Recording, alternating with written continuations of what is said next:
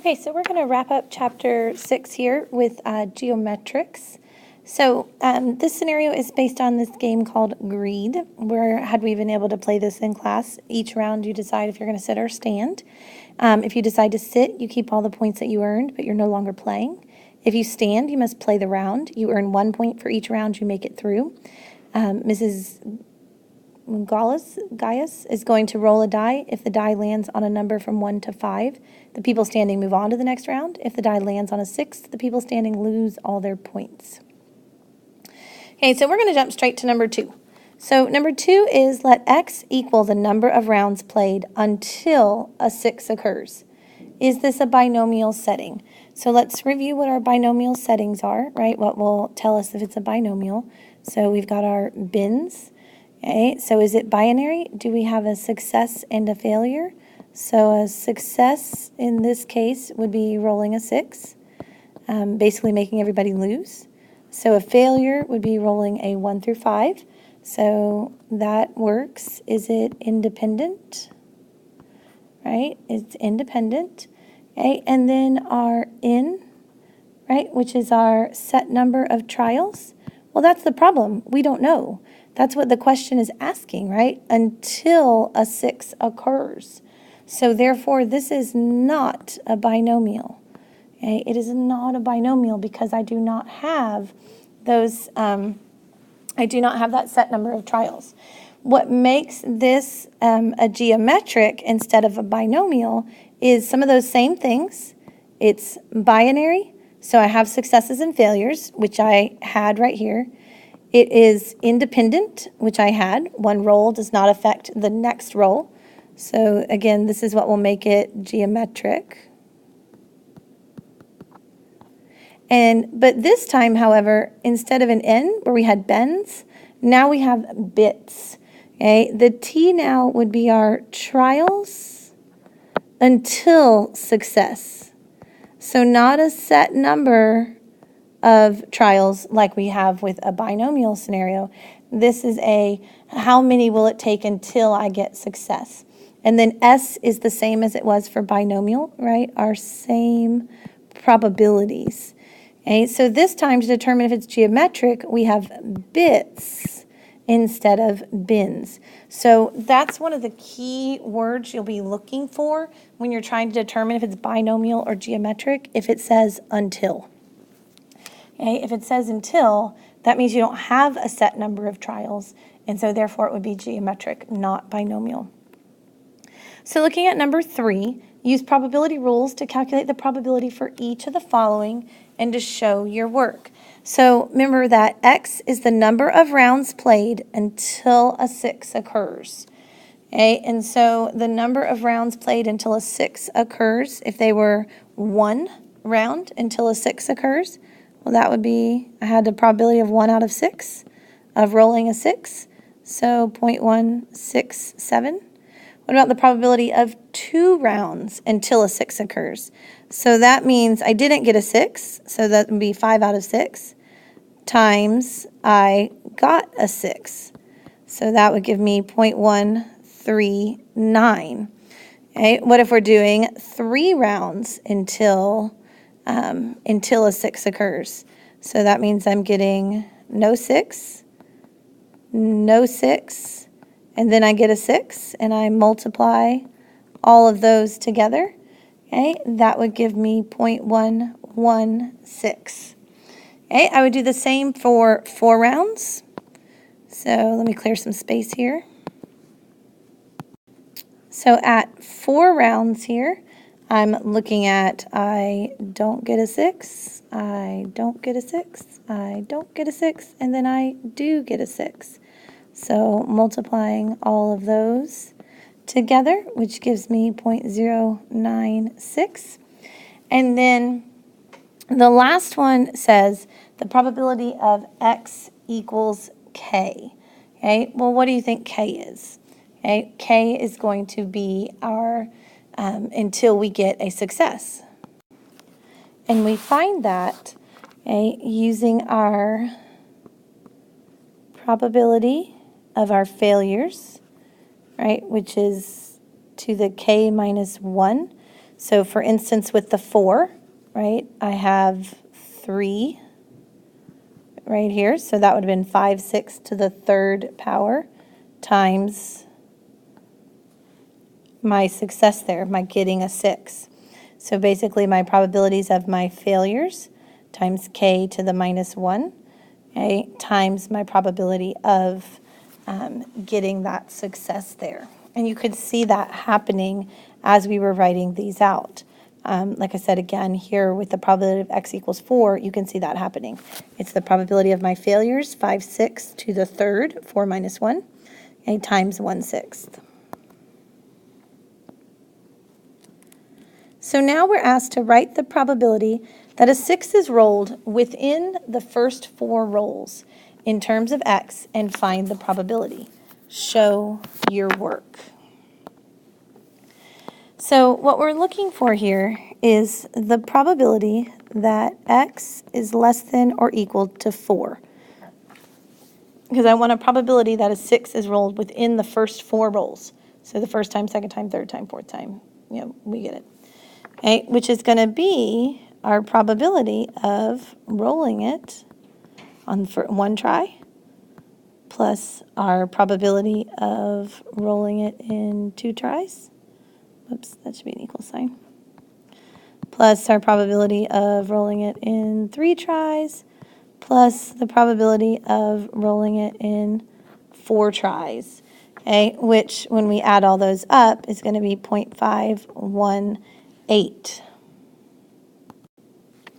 You can also put that in your calculator using your going under your second vars, so that distribution button, and then using the geometric, so geomet CDF. This is a C one because I wanted it in, it's a greater than or equal to situation. And it will ask me then for what my x is, as well as what my likelihood of success is. So I'd have geometric CDF, and then on my calculator I would type in the p equals 1/6, x equals 4. And for notation purposes, if I was showing my work, I would write geomet CDF. P is 1/6 and x equals 4. And then that will give me that same value, that 0.518. Okay, again, these are going to be much easier to be doing on your calculator than trying to do a lot of these by hand. So looking at number 5 then, how many rolls would you predict it to take until a 6 is rolled, and why? Okay, well, what you ideally should be thinking here is that it will probably take me 6 rolls because 1/6 is my probability. Okay, and mean here for this is going to be equal to 1 over my probability. So in this case, my mean would be equal to 1 over 1/6, right, which would be 6. So it would most likely take me 6 rolls. That's my mean there for this. Okay, and number 6 then asks what shape would the distribution of x have, and explain why. Okay, x in this particular case is going to be skewed right. As you probably noticed when we were doing 1 and 2 and 3 and 4, right, our probabilities were getting lower and lower, so we're going to be skewed right here. Okay, and to be honest, that's always going to be true for these geometric distributions. They are always going to be skewed right. Okay, so we now have the calculator command as well as the formula here for geometric distributions. Okay, so coming back up top here, we have our formula right here. Okay, so there's your formula on your formula chart. It is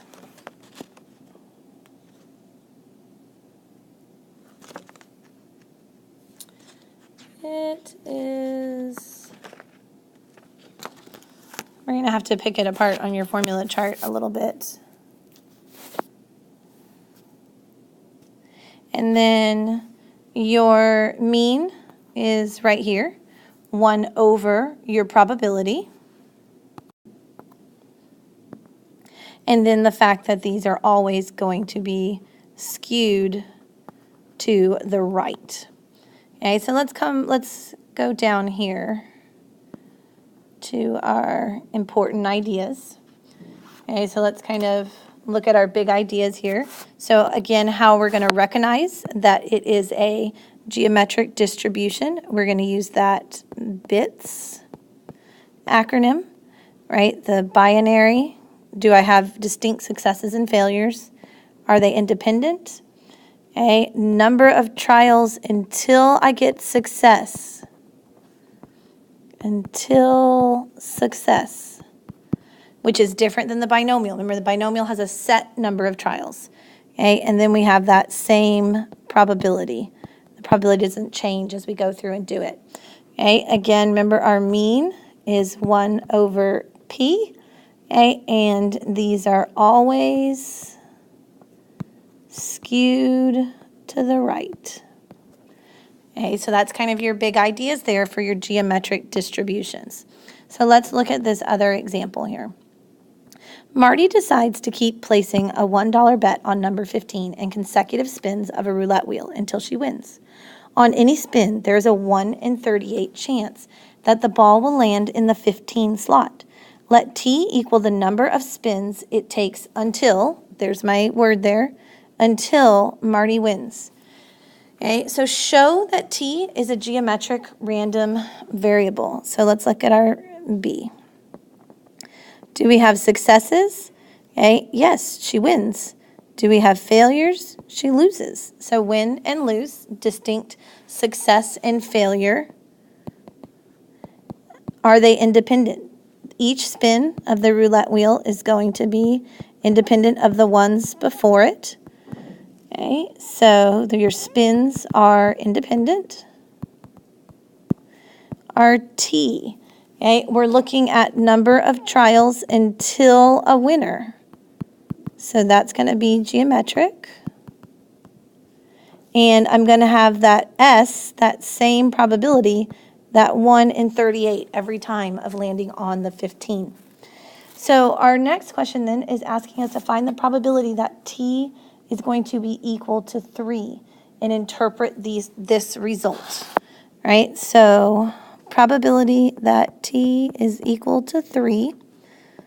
Okay, well, our probability of failure is 37 out of 38 to the 3 minus 1, so squared, right, times our 1 out of 38. Okay, or you could put that into your calculator using your geometric CDF equation there. So I get 0.025. And then I have to interpret it. Okay, I have to interpret it. So there is a 2.5% probability that Marty wins for the first time on the third spin. So what we're looking for here is the probability that the third spin is the one she's going to win in. Not on the first or the second, but she's going to win on the third one, and the third one only.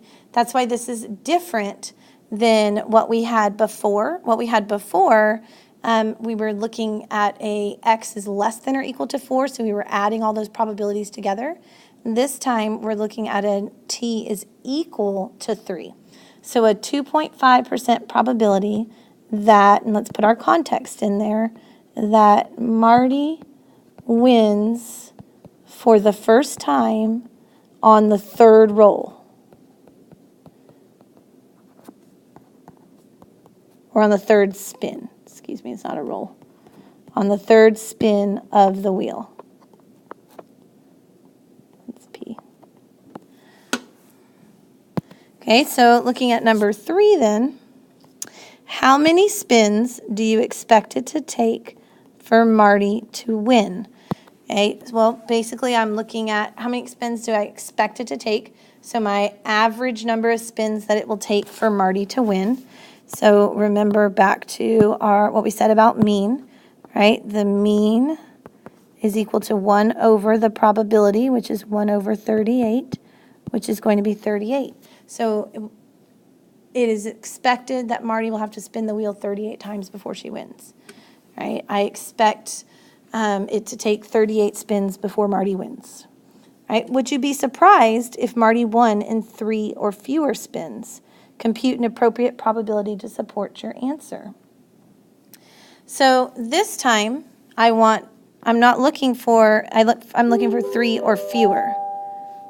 So for this time, I'm looking for T is less than or equal to, because 3 or fewer, okay, which is going to be my geometric, again, CDF, because it's an equal to, not the PDF. The PDF, if it was just less than 3 spins, PDF for both of them is less than, CDF is equal to.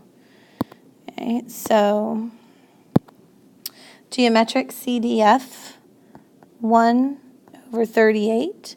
And we would want to, when you're showing your work on your exams, quizzes, tests, whatever, you're going to want to identify that. So this really should be identified as our probability, which is 1 over 38. And then our x equals 3.